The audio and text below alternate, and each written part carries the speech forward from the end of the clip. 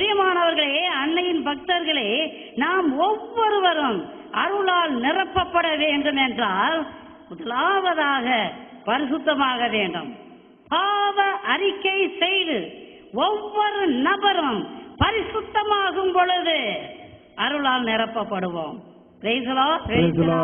பிரியமானவர்களே, இரவும் பகலும் இறை வசனத்தை வாசித்து வாசித்து வாசித்து தியானம் செய்யுங்கள், துதியுங்கள், இடைவிடாது துதியுங்கள். உங்களுடைய இன்பத்திலும் துன்பத்திலும் கஷ்டத்திலும் நஷ்டத்திலும் வேதனையிலும் எல்லா வேளையிலும் அருளாளர் இயேசு கிறிஸ்துவை பற்றி கொள்ளுங்கள். ஒரு காலம் விசுவாசத்தில் தளர்ந்து போகாதீர்கள். அப்பொழுது நீங்கள் அருளால் நிரப்பப்படுவீர்கள். இயேசுவை பற்றி கொள்ளுங்கள், நீங்கள் நிரப்பப்படுவீர்கள். பாவத்தை தூக்கி எறியுங்க, அருளால் நிரப்பப்படுவீர்கள்.